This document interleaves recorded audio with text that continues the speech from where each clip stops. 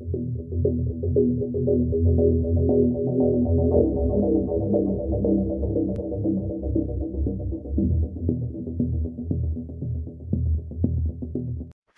Inc. will fuel more violent unrest around the world unless it stops its algorithms from pushing extreme and divisive content, whistleblower Francis Haugen has told a British parliamentary committee. The former employee, who accused the social media giant of putting profit before people at a United States Senate subcommittee earlier this month, said she was encouraged by British plans to force big tech companies to tackle harmful content on their platforms. Facebook, Haugen said on Monday, saw online safety as a cost, and the company lionized a startup culture where cutting corners was good.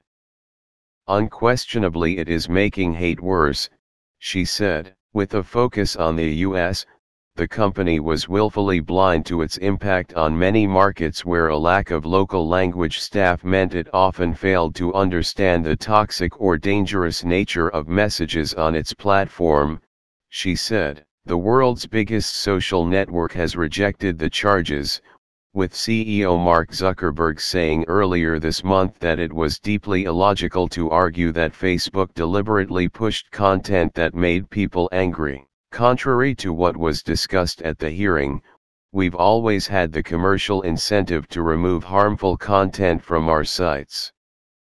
People don't want to see it when they use our apps, and advertisers don't want their ads next to it, Facebook said in a statement on Monday. The company said it had spent $13 billion on keeping users safe and agreed regulation was needed across the industry, adding that it was pleased the United Kingdom is moving ahead with online safety laws. Facebook, which also owns Instagram and WhatsApp, has been accused by US lawmakers of chasing higher profits while being cavalier about user safety. The UK is bringing forward laws that could fine social media companies up to 10% of their turnover if they fail to remove or limit the spread of illegal content. The events we're seeing around the world, things like Myanmar and Ethiopia, those are the opening chapters, because engagement-based ranking does two things.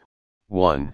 It prioritizes and amplifies divisive and polarizing extreme content, and 2. It concentrates it, Haugen said. Haugen in October told the U.S. Senate Committee on Commerce, Science, and Transportation that Facebook had devised ways to keep users scrolling even if it was detrimental to their well-being. She also said she provided the documents used in a Wall Street Journal investigation and a Senate hearing on Instagram's harm to teenage girls.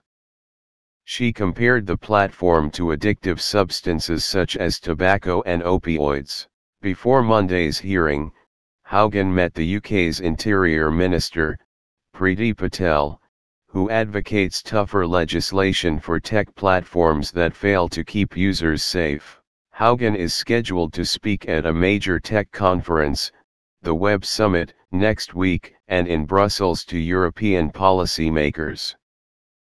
Facebook has been unwilling to accept even little slivers of profit being sacrificed for safety, and that's not acceptable, she said on Monday, singling out Instagram's impact on the mental health of some young users. Reuters, along with other news organizations, viewed documents released to the U.S. Securities and Exchange Commission and Congress by Haugen. They showed Facebook had known it had not hired enough workers who possessed both the language skills and knowledge of local events needed to identify objectionable posts from users in a number of developing countries.